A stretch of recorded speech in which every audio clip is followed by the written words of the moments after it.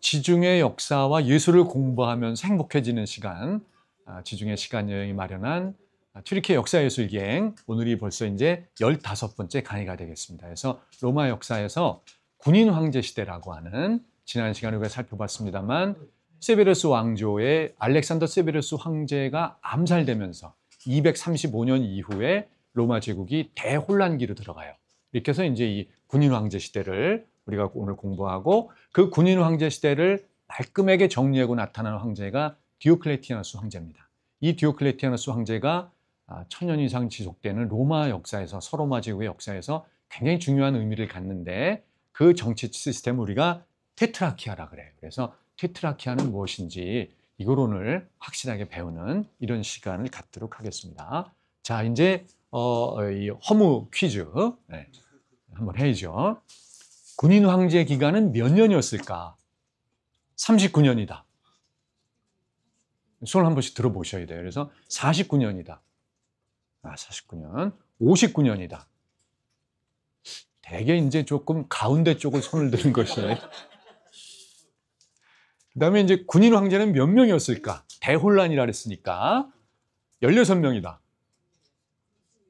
가운데라 그러니까 첫 번째는 아무도 손을 안 드시네.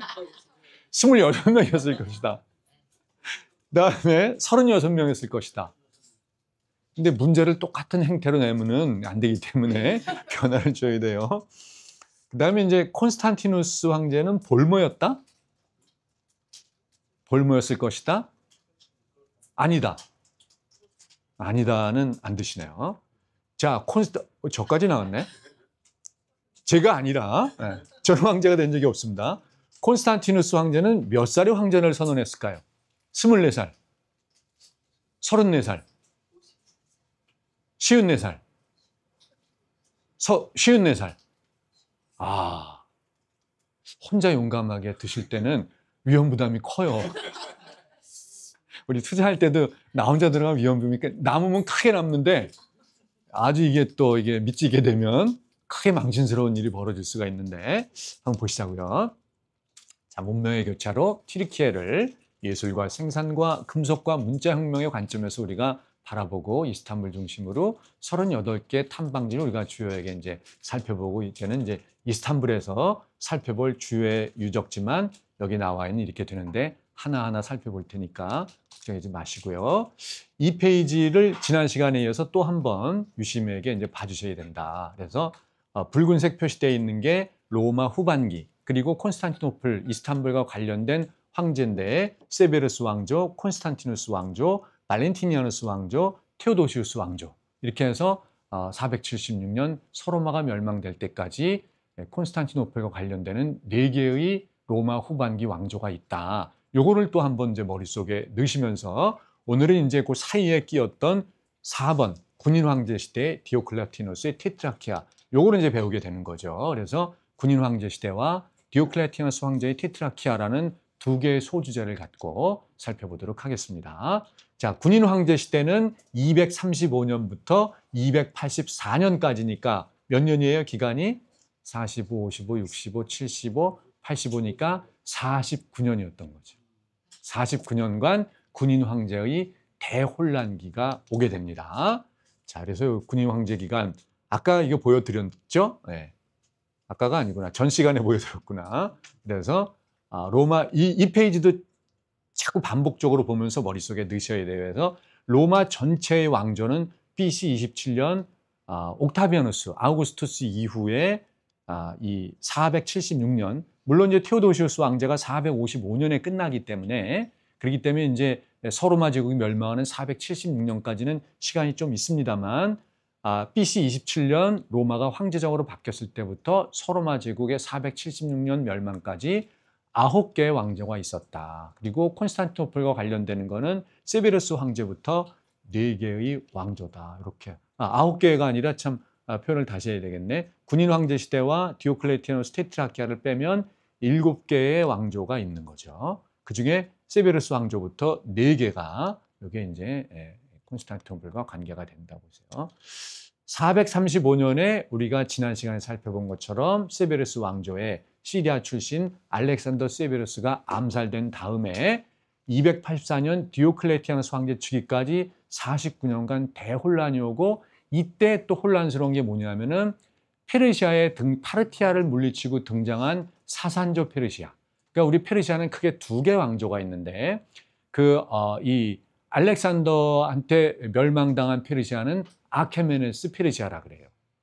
그리고 이제 그 멸망됐다가 후대에 다시 일어난 페르시아는 사산조 페르시아라 그러고, 이 사산조 페르시아는 중국과 굉장히 밀접한 관련이 있었고, 사산조 페르시아가 멸망할 때 많은 그 페르시아의 황족들이 중국으로 망명을 해서 당나라에서 장안에 대거 많은 페르시아인들이 들어와서 당나라에 귀화해가지고 살았기 때문에, 당시에 그 신라에서도 많은 사람이 당나라를 가고 그래서 우리나라 신라하고도 연관이 있을 걸로 그렇게 추정이 되는 게 바로 사산조 페르시아다, 이렇게 보면 되고, 게르만 민족의 문제가 많이 심각해졌던 이 시기가 바로 이 군인 황제의 대혼란 시기와 맞물린다.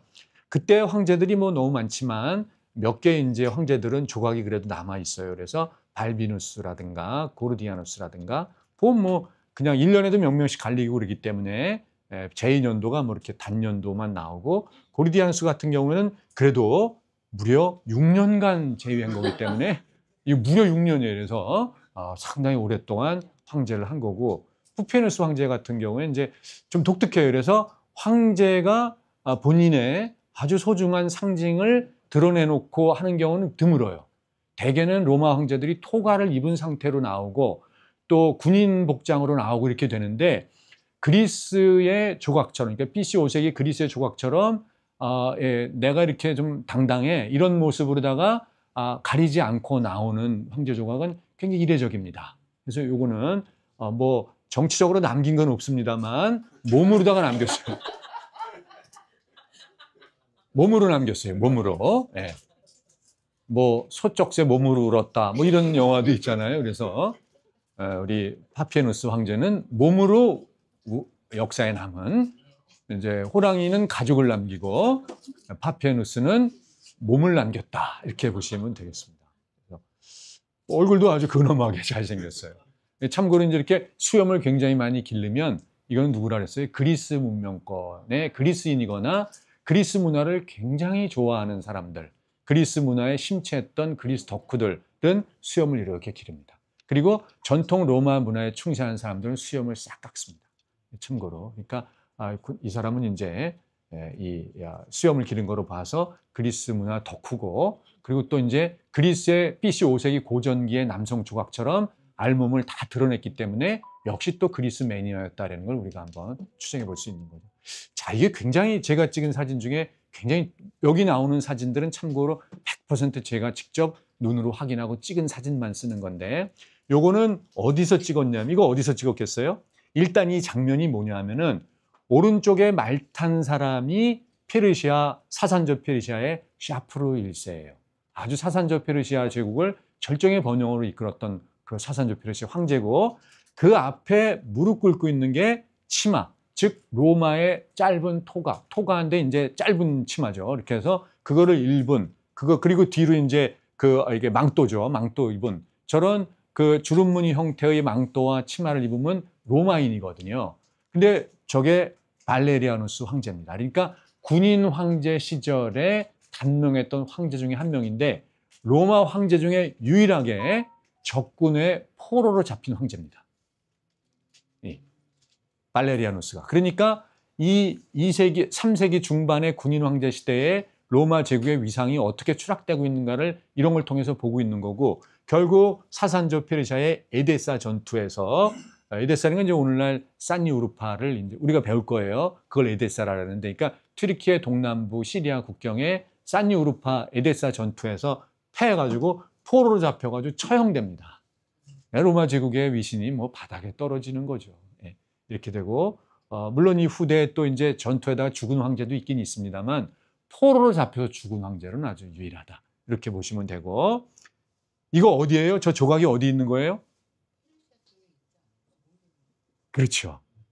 이란에 남아있어요. 이란의 낚시 로시탐이라고 하는 암벽지, 그러니까 이란의 페르시아, 사산조 페르시아의 시각 예술로서 가장 훌륭하게 남아있는 게 낚시 로시탐 그 절벽 이 부조인데, 거기서 제가 찍어 가져온 겁니다. 그래서 로마 황제의 좀 치욕스러운 저런 모습 우리가 이제 볼 수 있고, 갈리에누스라고 여기 황제도 이례적으로 7년이나 아주 오랫동안 롱런한 장수왕과 같은 황제예요. 그래서 갈리에누스는 또 이제 그래도 7년씩 했기 때문에 또 어쨌든 뭐 관련된 내용도 많이 남고 그랬는데, 결국 이제 몇 명이나 있었느냐, 49년 동안 정식 황제, 원로원에서 추대했거나 적어도 군인들이라도 추대를 받았던 추대받은 황제는 26명. 근데 추대도 못 받고 나야라고 나서는 사람도 있잖아요. 이제 우리가 대통령 선거할 때 뽑히지 못했는데 서로 많이 나서잖아요.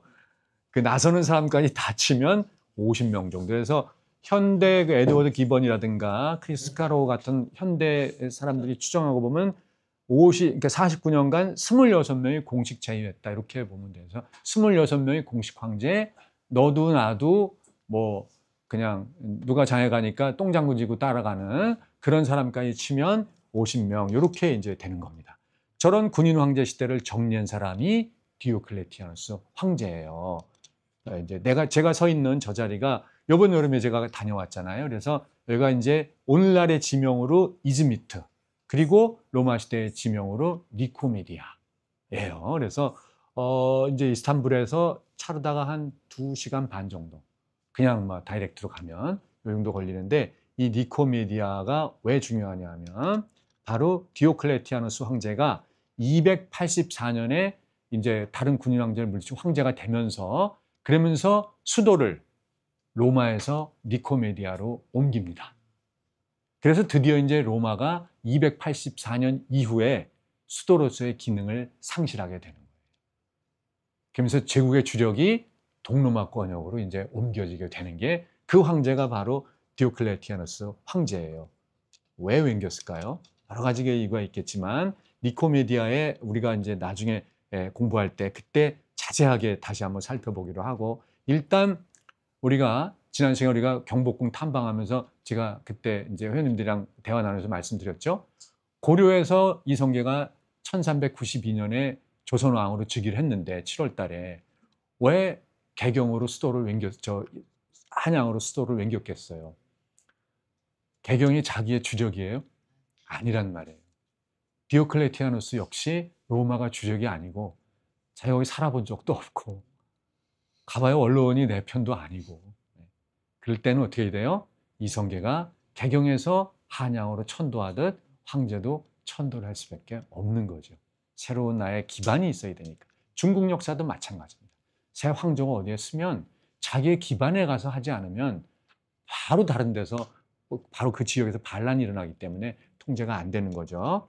자, 이 사람이 이제 무슨 훌륭한 일을 했냐면 284년에 즉위하면서 니코메디아를 수도로 옮긴 그것과 함께 자기 스스로 황제의 권력을 둘로 나눈 사람이에요. 제국이 이렇게 혼란스럽고 그동안에 대혼란을 겪고 게르만족과 싸움, 페르시아와 싸움에서 계속 패할 수밖에 없던 이유는 이 넓은 영토를 혼자 다스리니까 이게 효율적인 통치가 안 된다. 그러니까 둘로 나눠 다스려야겠다 해가지고 공동 황제를, 자기가 그래도 제일 똘똘하게 본 부하 중에 막시미아누스라는 사람을 너도 황제해 해서 내가 총괄 황제하고, 니코메디아에서 내가 총괄 황제하면서 동로마 황제하고, 너는 나의 그 신하인 동시에 공동 황제해. 그리고 서쪽을 띄워줄 테니까 네가 직할로 다스려. 이렇게 된 거예요.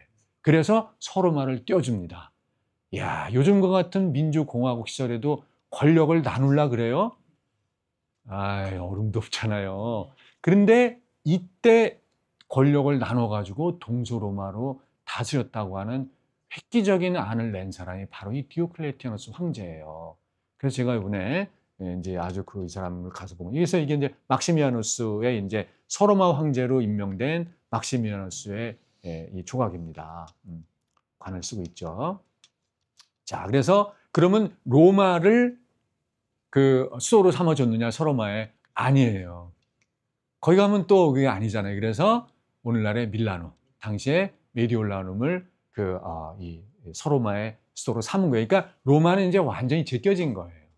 이렇게 해서 전체 제국의 수도가 니코메디아, 그리고 동로마의 수도, 그리고 서로마의 수도는 밀라노 이렇게 된 거예요. 그래서 밀라노에 가면 요즘 이제 로마 유적이 그렇게 많이 남아 있지는 않은데 아주 중요한 유적이 남아 있어요. 그거는 이제 다음 시간에 제가 또 살펴보도록 하고, 일단 메디올라는 두 개로 나누고, 자, 여기에 또 한 명의 인물이 등장해요. 자, 막시미아누스는 못 외워도 되는데 이 사람 이름은 콘스탄티누스랑 비슷하니까 이 정도는 외워줘야 돼요. 콘스탄티우스. 그러면 콘스탄티누스랑 비슷하니까 대충 이제 우리가 또 이렇게 뭐 속된 표현으로 통밥을 이제 흘릴 수가 있는 거죠. 이게 콘스탄티누스의 아빠죠. 그래서 이 콘스탄티우스가 어떻게 등장하느냐? 자, 이게 뭐냐면은 막시미아누스가 콘스탄티우스를 서로마의 부황제로 임명합니다. 부황제. 그러니까 이게 이제 무서운 게 뭐냐면은 일단 요 얘기부터 할까요? 부황제로 임명하는데, 그러니까 서로마의 황제인 막시미아누스가 야, 이거를 좀 쪼개가지고 또 다스리자. 이 서로마도 너무 넓다. 그래서 너를 부황제 카이사를 시켜줄 테니까 열심히 한번 다스려봐. 영국하고 뭐 갈리아 이쪽 해가지고. 근데 네가 반란할지 모르니까 내 딸이랑 결혼해. 그래서 어떻게 했어요? 자기 딸 테오도라랑 결혼을 시킵니다. 그러니까 콘스탄티우스가 원래 부인이 있었어요. 기독교 역사에서 아주 성녀로 추앙받는 헬레나, 즉 콘스탄티누스 대제의 엄마. 그러니까 콘스탄티우스가 별거 아닌 군인 시절에 결혼했던 헬레나랑 이혼을 해야 되겠어요? 안 해야 되겠어요?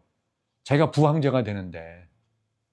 우리 여성 회원님들이 들으면 굉장히 섭섭한 얘기지만 권력이 중요하니까. 그래서 큰 마누라를 걷어차고, 그리고 황제인 막시미아누스 황제의 딸 테오도로랑 결혼하게 됩니다. 그러니까 헬레나는 버림을 받은 거예요. 아들 데리고 콘스탄티누스 데리고. 그러니까 대개 그러한 상처가 깊은 여인들이 그 깊게 심취하는 게 뭐겠어요? 종교에 귀의를 하는 거기 때문에. 그래서 헬레나는 굉장히 신심이 깊은 성녀로 이제 기독교에서 추앙을 받게 되는 거죠. 자, 이런 뭐 개인적인 이제 가정사가 권력보다 권력이 더 중요하죠. 예. 저처럼 가정이 더 중요하다. 저도 그렇게 생각하나? 아닌 것 같기도 하고. 그래서 이제 또 한 명의 우리가 한 명을 이름 봐야 돼. 이제 서로마 부황제 나왔는데 동로마는 바로 이 갈레리우스라는 사람이에요. 갈레리우스가 또 아주 중요합니다. 그래서 이 갈레리우스 이름을 우리가 두고, 여기서부터 관이 조금 바뀌지요. 예, 관 월계관이 아니에요. 이건 오히려 우리네 신라의 관이나 그 다음에 기만민족의 관이랑 좀 비슷하게 생겼어요. 이거는 이렇게 해서 좀 세움 장식을 이렇게 세우는 건데, 그런 거는 뭐 기회가 되면 다른 강의 시간에 얘기하기로 하고. 자, 그래서 어떻게 되냐 하면은, 자, 디오클레티아누스 황제가 293년부터 공식 선언한 거예요. 테트라키아다. 이제 로마의 정치 시스템은 테트라가 그리스어로 넷이라는 뜻이에요. 1, 2, 3, 4입니다. 그러니까 키아라는 것은 정치 체제라는 또 그리스어예요. 그러니까 중요한 사실 한 가지 뭐냐면, 이 로마 제국이지만 이쪽 니코메디아나 이쪽 그리스 여기는 그리스 문명권의 영향이기 때문에 라틴어를 쓰지 않고 다 그리스어를 씁니다. 그러니까 이제 관리가 되려면 라틴어를 같이 배워가지고 쓰되, 일반에서는 다 특히 학술이나 이런 거는 전부 그리스 문자와 그리스어만 쓰기 때문에 용어들이 다 그리스어가 되는 거예요. 로마 제국이지만. 그래서 테트라키아라는 말을 만들어서 부황제로 임명한 건 그 전이지만 93년부터는 본격적으로 선언한 거예요. 그래서 어떻게 되냐 하면은 전체 로마 제국의 총괄 아우구스투스, 그러니까 황제는 그 디오클레티아누스가 맡고, 그중에 동로마의 아우구스투스는 자기가 맡고, 동로마의 부황제 즉 카이사르는 갈레리우스를 시켜주고, 그 다음에 서로마의 아우구스투스는 황제는 막시미아누스를 이미 285년 임명했잖아요. 그리고 293년부터는 콘스탄티우스 너를 본격 카이사르로 인정을 해서 로마 정치가 4명의 통치자가 실질적으로 4개로 나눠서 다스리는 체제로 바뀌게 됩니다. 그래가지고 로마가 굉장히 다시 건강해졌어요. 혼자 다 말아먹는 시스템하고 4명이 현장에서 직접 통치하는 거하고 이게 얼마나 차이가 있겠습니까? 그래서 요거를 이제 지도에서 편하게 보여드리면 너무 그 정치에 감동을 해가지고 보기 쉬웠어요. 이게 이제 그 니코메디아의 디오클레티아누스가 있고, 그러면 동로마의 부황제 갈레리오스는 어디냐? 그리스의 북방에 있는 아름다운 해안 도시 테살로니키예요. 근데 여기는 갈레리오스가 사는 궁전이고, 또 실제 행정 수도는 오늘날 세르비아에 가면은 그 위에 시르미움이라는 글자 보이죠? 판노니아하고 일리리아 밑에 시르미움, 별표에 시르미움 보이시죠? 시르미움 글자. 저 시르미움 글자, 그러니까 갈레리오스 위에 보면은 바로 시르미움이라고 있잖아요. SIRRUM에서 시르미움. 갈레리오스 노란색 글씨 위에 다키아 있고, 그 왼쪽에 판노니아 있고, 일리리아 있고, 시르미움 있잖아요. 그러니까 그쪽 지역을 우리가 일리리아라고도 부르고 판노니아라고 부르고, 거기에 별로 돼 있는 시르미움이 그 별이 수도라는 의미예요. 그래서 행정 수도는 저 시르미움입니다. 저기 시르미움이고, 근데 거기가 보다는 테살로니키가 훨씬 살기가 좋기 때문에 갈레리오스가 수도를 두 개 두고 실질적으로는 이쪽 테살로니키에서 이제 통치를 하게 되죠. 그리고 서로마 황제 막시미아누스의 치소는 어디예요? 밀라노, 메디올라눔. 그리고 부황제 서로마 부 카이사르 콘스탄티우스의 임진은 어디냐면은 어디예요? 트리어. 오늘날 독일과 그 벨기에 룩셈부르크 국경에 있는 트리어라는 데가 임지예요. 이렇게 이제 네 개로 나누니까 디오클레티누스 같은 경우에는 사산조 페르시아와 전쟁에 전념하고, 갈레리우스는 그 시르미움이니까 바로 북방의 게르만족들과 전쟁에 전념하고, 그 다음에 특히 그 트리어에서는 라인강 쪽에서 바로 게르만이 또 거기도 국경이니까 게르만을 더 효율적으로 통제하고, 막시미아누스도 마찬가지고, 이렇게 해서 전부 디오클레티아누스의 목적은 뭐냐면은 나는 페르시아 쪽 맞고 너덜은 나눠가지고 게르만 지역이 광활하니까 거기서 각각 현지에서 게르만을 효율적으로 대처해라, 이렇게 한 거예요. 얼마나 멋있습니까? 전권을 다 주고. 이렇게 해서 이때 이제 로마가 굉장히 살아남았다. 자, 트리어로 가요. 자, 여가 이제 갈리아의 통치 수도, 서로마의 부황제 카이사르의 통치 지역인데, 이게 트리어에 남아있는 로마 문이에요. 엄청나게 크죠. 그러니까 지구촌에 남아있는 가장 큰 로마 문입니다. 그리고 색이 또 가면은 바래가지고 저렇게 시커멓게 돼 있어가지고 굉장히 장엄하고 분위기가 남달라요. 그래서 제가 갔을 때는 여기 뭐 보수공사도 좀 하고 이 앞에 무슨 콘서트가 열려가지고 아주 뭐 경황이 없고 그랬었는데, 가장 웅장한 이게 로마 문이에요. 우리로 치면 남대문, 동대문인 거죠. 그래서 이렇게 남아있는 유적지를 트리어에 가면 볼 수 있고. 자, 재미난 퀴즈 하나 갑니다. 트리어에 누군가의 생가가 있어요. 누구 생가일까요? 이거 잘 맞추셔야 돼요. 이거 틀리시면 이따가 책 2권 사셔야 됩니다. 자, 칼 막스의 고향이다. 아무도 손을 안 드시네. 엥겔스의 고향이다. 아무도 안 들어요. 레닌의 고향이다. 한 분 정도 들으셨어요? 히틀러의 고향이다. 독일이니까 꽤 많이 들으셨어요. 책 3권씩 사셔야 됩니다. 책 3권씩 사야 돼요. 굉장히 아주 집이 잘 남아있죠? 부잣집이죠? 놀라시면 안 돼요. 칼 막스의 생가입니다. 트리오에 3층짜리 집이 지금도 잘 남아있어요. 그러니까 칼 막스가 가난한 사람이 아니에요. 저렇게 큰 집에 살았던 사람이에요. 또 한 번 놀라야 돼요. 놀라시면 안 돼요. 또 한 사진 하나 보여드릴게요. 아, 이거 놀라면 안 되는구나. 이게 내부에 요새 꾸며놓은 거고. 자, 이 놀라는 사진. 칼 막스의 딸입니다. 우리는 칼 막스 이렇게 머리 벗어지고, 네, 저처럼 머리숱이 나중에 없었나? 아, 지금은 저 머리숱이 많구나. 모자를 썼기 때문에.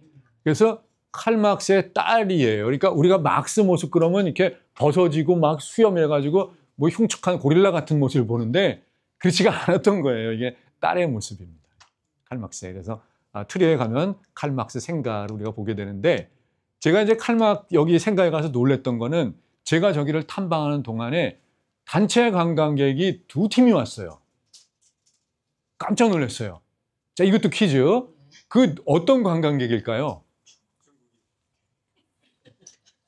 중국은 지금 공산당이 지배 국가잖아요. 그러니까 공산당 1848년 공산당 선언을 한 거고, 지금도 공산당 일당 독재를 하고 있는 나라가 중국이기 때문에 중국 관광객이 2팀이나 와서 가더라고요. 그래서 그래도 원래 뭐 그 유럽은 지금 중국 분들이 이제 아주 그 굉장히 많이 관광을 다닙니다만 특히 이 트리어에 칼 막스 생가를 갔는데 다른 관광객들은 별로 없어요. 뭐 근데 중국 관광객이 제가 있는 머무는 한 1시간 무렵에 2팀이 다녀가더라고요. 그래서 아주 색다른 제가 체험을 했습니다.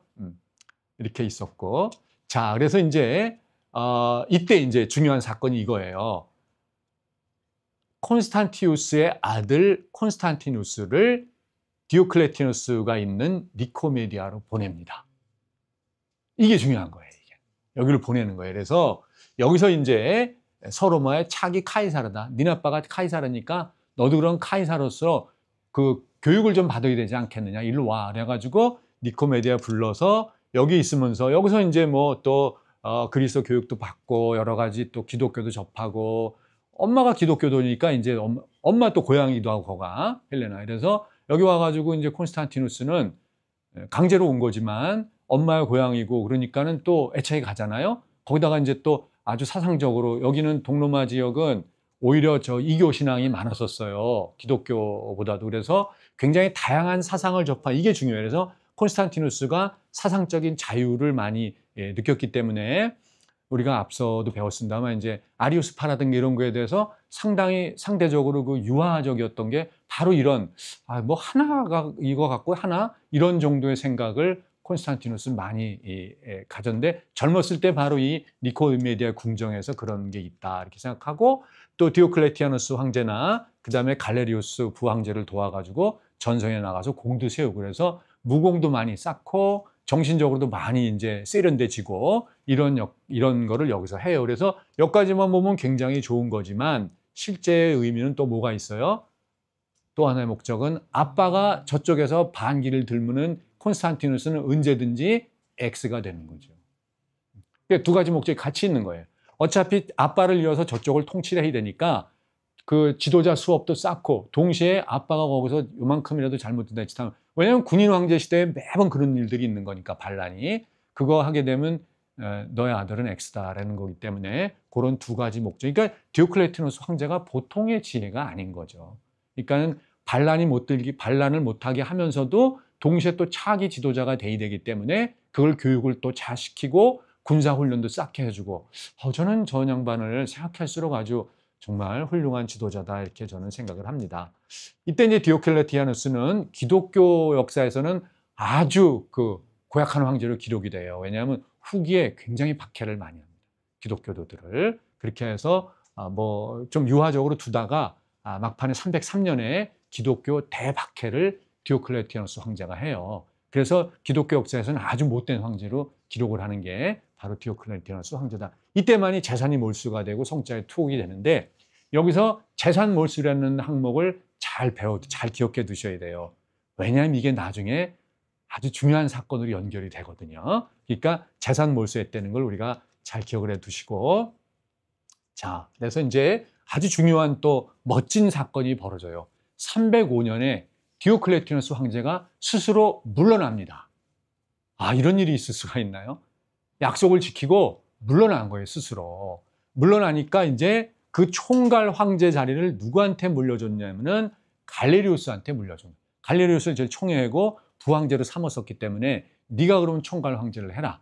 이렇게 하고 그 서로마의 황제로 아우구스투스로 있던 막시미아누스도 동시에 은퇴시키고 너도 은퇴해 이제. 그리고 콘스탄티우스를 서로마와 아우구스투스로 올리고 이렇게 해서 두 명의 일단 아우구스투스로 하고 총괄 황제는 갈레리우스가 하고 이렇게 해서 이제 두 명은 일단 지워졌죠. 그렇게 해서 갈레리우스와 콘스탄티우스 두 명 체제로 이렇게 이제 만들었어요. 305년에. 이게 잘 됐을까요? 이게 이제 이 훌륭한 황제가 가면 그 다음에 나오는 사람들은 또 이제 군인 황제 시대가 오는 거예요. 그래서 이게 이제 디오클레티아누스 황제의 무덤입니다. 이게 제가 이번에 다녀온 스플리트예요. 뒤에 보이는 건물이 디오클레티아누스 황제 무덤이에요. 지금 뭐 관이 남아 있거나 그러지 않지만 왜 그러면 디오클레티아누스 황제는 무덤을 니코메디에 안 만들고 스플리트에 만들었을까요? 크로아티아 스플리트. 그게 바로 우리 박호 회원님 말씀처럼 자기 고향이에요. 그러니까 로마인들이 수구초심이 대단합니다. 그래서 죽어서는 고향 땅에 갖다 묻힌 거예요. 그래서 지금 스플리트는 아니고 원래 이제 로마 시대는 스플리트보다 거의 지금은 같은 스플리트 도시인데 약간 뭐로 해야 될까요? 서울로 치면 뭐 예를 들어서 여기가 용산구다 그러면 성북구쯤으로 떨어져 있는 그 정도가 이제 이 디오클레티아누스의 고향이에요. 그래서 거기가 원래 로마 시대부터 중심 도시고, 그리고 이제 바닷가 쪽으로다가 아마 스플리트 탐방하신 회원님들은 아실 거예요. 디오클레티아누스 궁전이라는 유적이 지금도 크게 남아 있거든요. 굉장히 잘 남아 있어요. 그래서 그 궁전이 바로 뭐냐면은 은퇴하면서 니코메디아에서 은퇴해가지고 고향에 가 살기 위해서 바닷가에다 지은 궁전이 바로 오늘날 스플리트 가서 보는 궁전입니다. 예, 은퇴용으로 지은 궁전에서 그쪽으로 이제 은퇴를 해가지고 살게 되죠. 뒤에 탑은 이제 기독교 시대에 만든 거고, 그 앞에 있는 이 옥타곤 건물이 그 디오클레티아누스 황제의 무덤이다. 이렇게 보고, 총괄 황제 니코메디아로 온 갈레리우스는 원래 이제 시르미움이 행정수도고, 그 다음에 테살로니키라 그랬잖아요. 테살로니키를 보면 원래 테살로니키라는 건 뭐냐면은 알렉산더의 아빠인 필리포스 2세가 그 지역을 우리가 테살로스 지역이라 그래요. 이 지역에서 큰 승리를 거뒀어요. 니케가 이제 승리의 여신이잖아요. 영어로 하면 이제 나이키가 되고. 그래서 테살로스에서 큰 승리를 거뒀다. 그래서 마침 그때 알렉산더의 이복 여동생이 태어나요. 그래서 내 귀여운 딸이 나왔으니까 필리포스 2세가 딸 이름을 테살로스의 승리로 하자 그래서 테살로니케를 지어줍니다. 니케 여신 이름을 넣어가지고. 그래서 테살로니키가 됐는데, 우리 이제 여성 회원님들은 잘 들어두셔야 돼요. 남편이 이제 카산드로스인데, 알렉산더의 이제 매제죠. 남편이 이제 알렉산더 죽고 나서 이 지역의 패권자가 되면서 사랑스러운 자기 부인을 위해서 도시 이름을 지을 때 자기 부인 이름을 따가지고 테살로니키라고 이름을 지은 거예요. 그러니까 남편의 사랑을 확인하고 싶으면 내 이름을 딴 도시를 하나 만들어 달라. 이렇게. 뭐 거의 불가능할 수가 있겠지만 뭐 어디 전원주택지라도 하나 사달라 이렇게 이제 할 수는 있겠죠. 그렇게 해서 BC 315년에 이 테살로니케 이름이 나왔고, 고대 이제 당연히 니케 여신 거니까 테살로니케로 부르고, 로마 시대엔 테살로니카로 부르고, 현대 지명으로는 테살로니키인데, 제가 이 용어를 뭘로 할까 하다가 그냥 나중에 또 탐방가고 그럴 때 헷갈리니까, 그래서 현대 지명인 테살로니키로 제가 이제 이렇게 강의를 하는 거고, 뭐 예를 들어서 뭐 테살로니키 칙령이나 이런 건 사실은 다 로마 시대에는 테살로니카로다가 이렇게 불렀다. 그래서 뭐 이름을 그렇게 참고로 알아두시면 되겠습니다. 현장에 가보면 이렇게 갈레리우스 황제의 개선문이 크게 남아 있어요. 이런 것들이 전형적인 이제 이렇게 건축으로 시루떡 쌓아 올리는 잔벽돌을 쌓아 올리는 게 동로마 지역에서의 전형적인 건축 수리의 이쪽 지역에 저걸 보고, 원래 그 로마 지역에 서로마 지역에 남아 있는 개선물들은 밑에 기단 부분에 있는 저런 큰 돌을 석재로 잘라서 하는 그런 개선문을 세우잖아요. 근데 이제 갈레리우스 개선문은 저렇게 두 가지를 혼용해서 저렇게 이제 이걸 만든 모습 우리가 볼 수 있고요. 이제 아주 그 군사적으로 큰 성과를 많이 냈어요. 이 갈레리우스 황제가. 그러니까 디오클레티아누스가 굉장히 신임을 해가지고 자기 자리를 물려준 거죠. 예. 이렇게 해서 이제 사산 페르시아의 수도인 크테시폰도 이제 공략에 성공하고 이렇게 했던 이제 황제다. 그 뒤로 보이는 게 저게 이제 로톤다라 그래요. 이제 이렇게 지금도 뭐 국회 로톤다 홀로 그런 거 있잖아요. 그래서 둥그렇게 돼 있는 걸 이제 로톤다라 그랬는데, 그 로톤다가 저기 있어요. 그때 저거는 이제 갈레리우스 황제가 만든 건데, 그 밑으로 조금 내려오면 또 갈레리우스 궁전이 있어요. 여기 살던. 지금은 아파트로 둘러싸여 있습니다만 저 아파트 치우면 바로 바닷가입니다. 지금 치우면 이게 다 바닷가에 있어요. 그래서 아주 나중에 이제 테살로니키 가면 아주 좋습니다. 여기가 바닷가에 바로 있고, 뭐 그래서 해적선도 타고, 뭐 또 이렇게 맛집도 이렇게 바닷강변에 이렇게 카페 식당도 있고 그래가지고 굉장히 아주 좋아요, 분위기가. 아무튼 그럼 이 로톤다는 뭐냐, 무덤이에요. 그러니까 로마를 다녀오신 회원님들은 아시겠지만 테베레 강변에는 성 천사의 성이라고 동그랗게 된 게 산탄젤로, 그거의 축소판이에요. 그러니까 그 산탄젤로가 그 바티칸 옆에 있는 산탄젤로 테베레 강변에 그게 그 황제의 무덤이잖아요. 그러니까 이것도 그걸 본따가지고 황제의 무덤을 이런 식으로 원형으로 작게 찍은 거예요. 근데 311년에 갈레리우스가 죽고 여기에 안 묻었어요. 이게 빈 채로 남았어요. 그래서 어디에 묻었냐면 펠릭스 로물리아나라는 데 묻었어요. 왜 그랬을까요? 역시 자기 고향으로 간 거예요. 그러니까 여기서 자기가 살았으니까 여기다 무덤을 만들려다가 결국 죽을 때가 되면 어디가 생각나요? 고향이 생각나는 거예요. 수구 초심이에요. 그래서 시르미움, 그 시르미움 약간 남쪽에 있는 펠릭스 로물리아나라는 데가 갈레리우스의 고향이에요. 그래서 죽고 나서는 고향 땅에 가서 묻혔다. 이렇게 참 로마인들의 고향 사랑 정신이 이제 대단하죠. 비어 있다가 나중에 교회를 써먹다가 이제 또 모스크를 써먹다가 뭐 이렇게 됐고 지진 나서 좀 무너졌던 거를 다시 복구해 가지고 지금 저렇게 이제 되는데 자 로마 역사에서 역사를 바꾸는 중요한 사건이 하나 일어납니다. 이게 뭐냐면 볼모가 해제가 되는 거예요. 그러니까 305년에 이 디오클레티아누스가 은퇴를 하면서 갈레리우스한테 물려주고 서로의 막시미아누스를 은퇴시키고 콘스탄티누스를 올려주고 자기는 스플리트로 빠졌단 말이에요. 그럼 이제 전체 제국의 아우구스트 황제가 갈레리우스가 된 건데 이때 서로마 황제가 된 콘스탄티누스가 우리 아들 좀 보내주시오 이렇게 된 거예요. 갈레리우스가 좀 의심이 가죠. 이제가 아들을 왜 보내달라 그러지? 여기 지금 브리타니아에서 반란이 일어나고 이런 것들을 좀 제어를 해야 되는데 나 혼자 함 갖고는 안 됩니다. 난 여기 게르만도 막아야 되고 라인강에서 그래서 아들을 보내주면 아들 통해 가지고 영국도 정복하고 어떻게 좀 켈트 좀 막아내고 그래야 되니까 보내주시오 이렇게 하니까 갈레리우스가 고민하다가 설마 뭐 딴짓 하겠어 그리고서 이제 보내준 거예요. 이게 이제 결정적인 역사의 전환점이 된 거죠. 그래서 볼모에서 이제 해제가 되고 이게 305년이에요. 갔는데 그래서 이제 콘스탄티누스는 이 황제가 보내줄 거 아니까 조마조마했는데 보내준다 그러니까 마음 바뀔 수 있잖아요. 이제 그 일설에 의하면은 말 근육이 파열될 정도로다가 들이쳐가지고 달렸다는 거예요. 못 쫓아오게. 그래가지고 이제 갈레리우스가 드디어 변심했다는 해서 저놈 다시 잡아와 이렇게 됐는데 이제 너무 많이 달려가가지고 이제 못 잡았다. 이런 뭐 설도 전해지긴 해요. 그래서 이게 이제 콘스탄티누스의 조각을 가장 잘 볼 수 있는 데는 바로 뭐다? 로마에 있는 카피톨리니 박물관에 있는 이 조각이 가장 큰 조각이에요. 그래서 갈레리우스 황제 덕에 콘스탄티누스는 아빠가 있는 이 소로마 지역으로 가게 됐고 여기 가자마자 이제 큰 사건이 또 일어나요. 그래서 로마 황제로 등극을 하게 되는 겁니다. 그 내용은 이제 다음 시간에 살펴보겠습니다.